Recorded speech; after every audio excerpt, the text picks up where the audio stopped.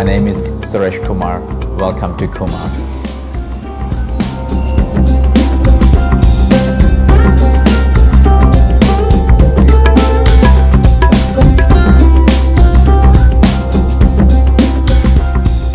As a little boy growing up in Malaysia, in a little village called Kluang, and it's in the middle of jungle and mountains, and well, all the natural ingredients like the lemongrass, the curry leaves, the coconuts, all these plants were growing at back of our home. And obviously my grandma used to prepare the lunch, and lunch is like the lavish meal of the day. So she started preparing them early in the morning. She will just rip the curry leaves off the tree and cutting the coconut, start grinding them, roasting them, making masalas, and the spices are being roasted. And ingredients like the galangal roots and the lemongrass she will just pick up early in the morning and start cutting them again, grinding them, pounding them into paste. I used to help my grandma with a lot of things, and well, not the grinding part. The grinding part they use not machine, but it's a very huge stones. They go like this and add some water and add the coconut. And, yeah, it's a lot of work actually. Once you're preparing this, either you're roasting the spices or the coconut or grinding the masalas, the smell of it, you can smell them. So, well, certain spices, they have their own smell, and you know that what dish is going to be prepared this afternoon just based on the masala she's preparing, yes. The influences on the Kumars range are from countries like Thailand, Indonesia and South India.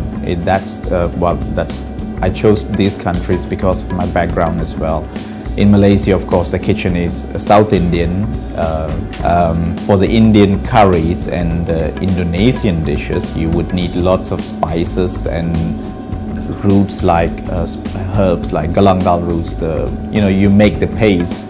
To make the paste, you need the paste to prepare the dishes.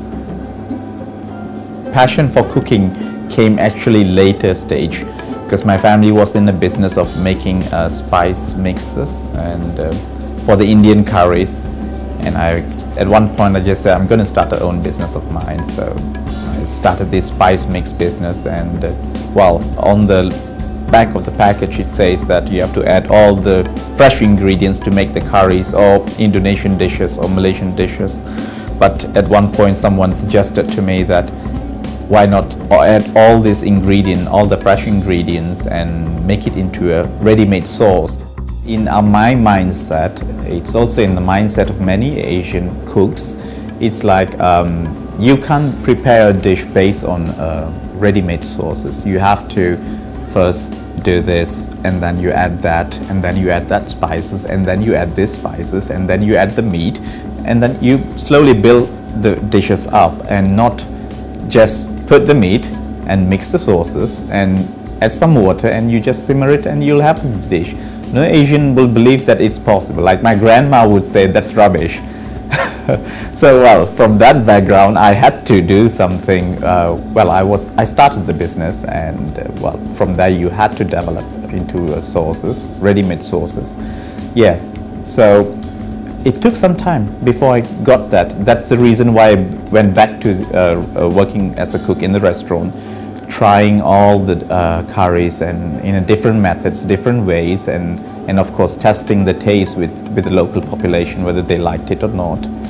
And yeah, after 2 years of working in the restaurant, I finally find the right balance, yes. Kumars curries and bumbus are different from other products because, well, we use fresh ingredients first of all, like the galangal roots, the curry leaves, the coconuts, and all these are fresh in the first place.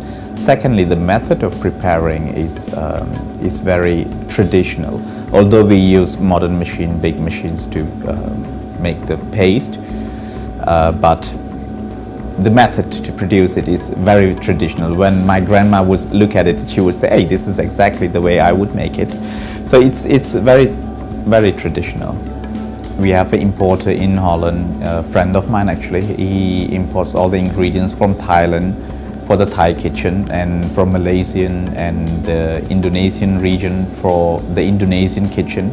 And from India we get the curry leaves and fresh turmerics, and of course the spices. They all come from South India. Kumars, Curries and Bumbus were acquired by Verstegen in January 2010 after meeting Suresh and tasting his fantastic products at several exhibitions in Holland. Once we tasted Suresh's products, we immediately recognised the potential behind his curries and bumbus. Personally, as someone who's travelled Thailand, I fell in love with the green and the red Thai curries, which were exactly what I tasted when I travelled many years ago. Our new product development department at Verstegen spent many months working together with Suresh to further develop his sauces. We soon realised that you simply could not replace fresh ingredients with dried, dehydrated vegetables and spices. The end result was okay, but okay is not good enough. We wanted a really authentic product. We wanted the real thing. Well, the Kumars curries and bumbus, 13 different products, and all the products has its original names, like the basengik or the rendang or the red curry or the Madras fish curry or vindaloo. It has all its regional name. We kept it the regional name. It's because if you go to Goa and order vindaloo, and this is what you will get with Kumars curry. If you go to Malaysia or Indonesia, you ask for rendang, and this is what you will get, exactly the same thing. Of course, there are different tastes, but a local Indonesian would recognize this dish as rendang, or the local Goan would recognize our vindaloo as vindaloo. The local Thai people would recognize the Kumars red curry as red curry, without mentioning the name. The difference between curries and bumbus is that bumbu means just the paste, the spice paste, and curries means the end product, the collective name for the end products. Whether it's chicken curry or fish curry or any curries, the final product is called curries. So that's Kumars. We hope you enjoy our products. Bon appetit.